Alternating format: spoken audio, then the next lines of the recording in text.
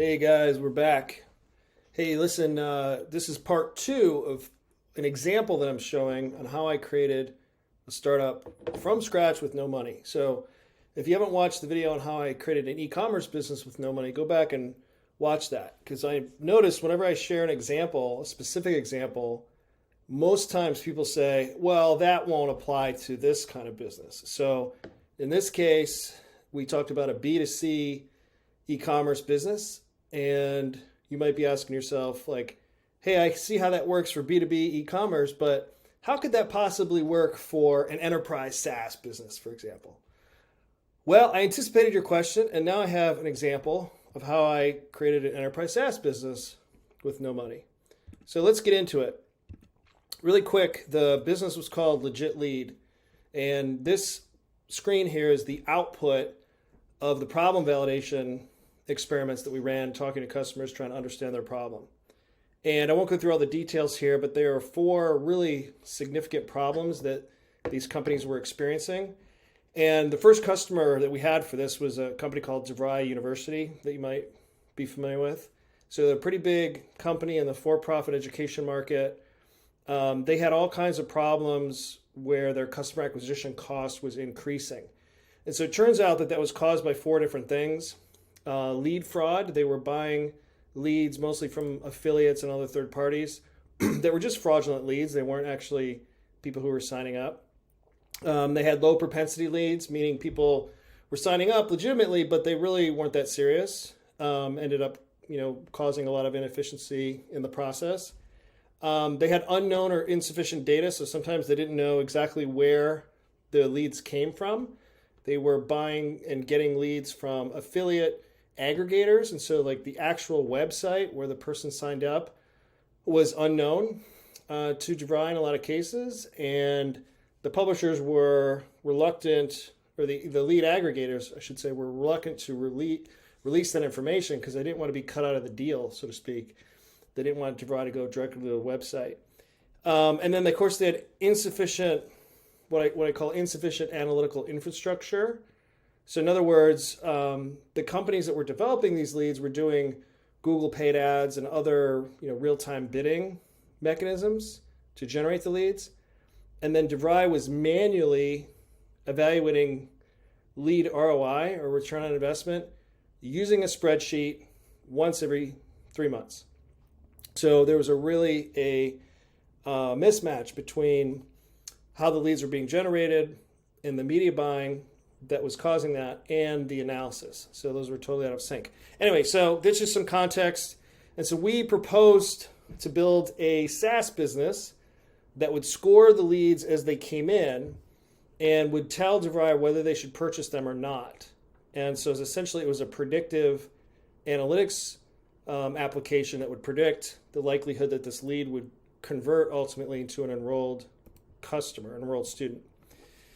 So I'm going to go through the way I did it. So this is the screen that I mocked up, and this is just something that I did in Keynote, right? So this product didn't exist. And what we determined is what was the best way to show the results of our lead scoring algorithms.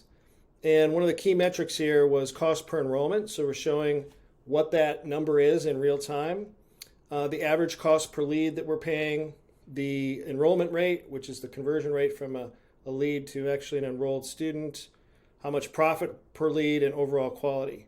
And so we gave the customer a dashboard, and we went through all these metrics. We defined how they worked. We defined, how the score was attributed. Some of these data were actual data, some were predictive in nature, and eventually giving the customer a visual representation of what this product is and how it would work. And so I went through all the detail in defining this product for really two reasons. One, to explain to the customer what the product was and how it was going to work. And then secondly, to scope the level of effort that was required to build this. So I was working with an offshore development team, and I wrote a product spec that was consistent with this so that the engineers would know what to build. And then I got a level of estimate from the engineers. So I knew how long it would take and how much it would cost.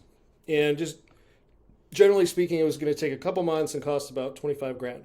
So I went through all these details with the customer as if the product existed. Now, everyone uses software these days, so it's easy for a customer to imagine how this works.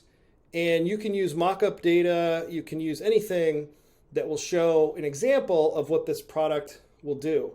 And then we can talk through, what the mechanism is behind this. So lead comes in, it gets scored. You can set a certain cost per enrollment target. And any lead that has a conversion rate and a cost that's out of spec of hitting that target, you could just reject it, right, and not pay for it.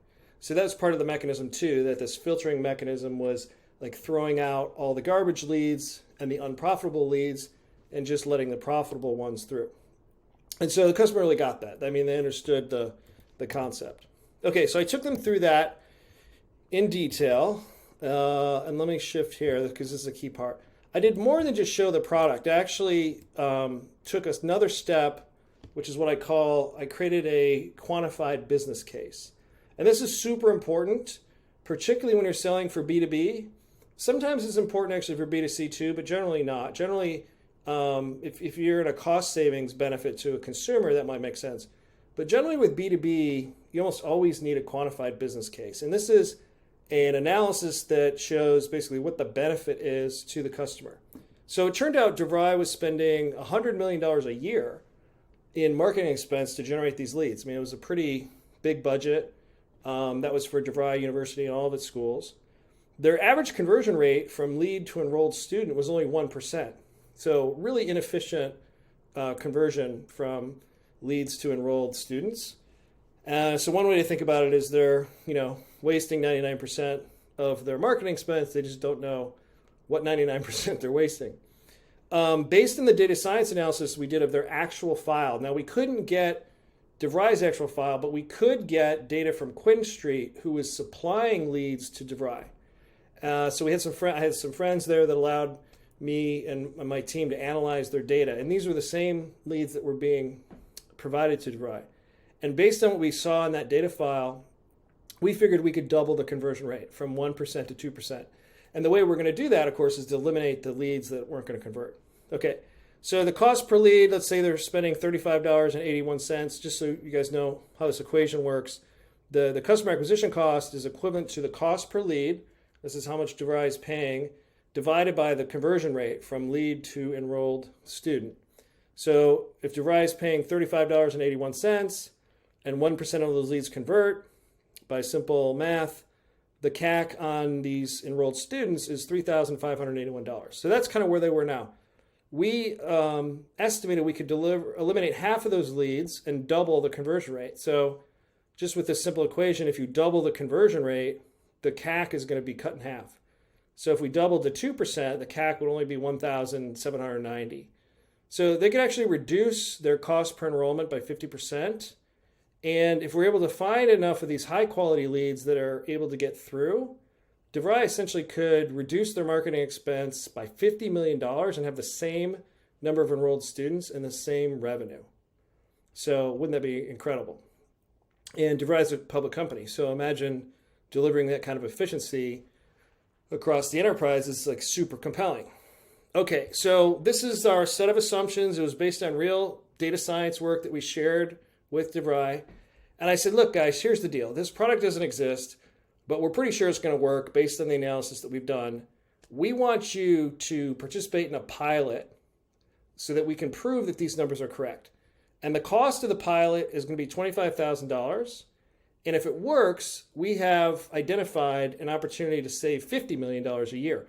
Are you interested? And what do you think they said? If you had a chance to save $50 million, and it only cost you $25,000, what would you say? Most people would say, yes, I'll take that bet, right? It's only $25,000. We're spending $100 million a year. So they agreed. Now, of course, it was going to cost me $25,000 in the engineering work, and it was going to take about 2 months. So I said, listen, here's the agreement. This is not a letter of intent. This is an actual agreement. It's a contract that says you sign this. We will deliver this product in 60 days and with a guarantee. So if we don't deliver the product in 60 days, you don't owe us anything. If we deliver it, you pay $25,000. We help you through the pilot to show that these numbers are correct. And it worked. So I took the $25,000 from DeVry and I got that to secure the software deal. So fortunately, the pilot was successful. We continued to expand with DeVry, and we were able to create an enterprise, lead scoring, B2B SaaS business with no capital. Okay, so that's the end of the story. So I just wanted to give you guys both of these stories, both the e-commerce and the SaaS, just really to give you confidence in knowing what's possible. So again, if you don't have money, if you don't have capital, focus on what you do have. Focus on what you do have, which is finding a problem that customers really care about, being creative, using your ingenuity to try to figure out how to get this product and solution together in a way that customers will pay for the creation of it. And if you can do that, you really kill two birds with one stone. On the one hand, you get money for the product that you're trying to develop. And then the other thing that you get, is even more valuable, is proof that customers will pay for this. And honestly, when I went around to DeVry, and I went to other schools as well, but really my mentality was, listen, I'm pretty sure this is going to work, but if customers don't want to pay for it, well, then I'm not going to build it, right? Like, why would I build something that somebody doesn't want to pay for or doesn't understand the value of? It's just a waste of my time.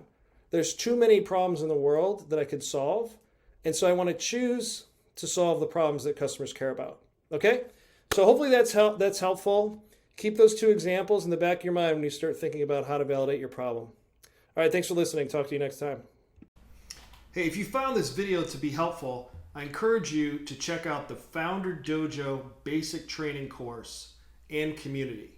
Go to founderdojo.com, look for basic training, and check it out. I've taken everything I've learned over the past 25 years of building successful startups, and I put it into this course.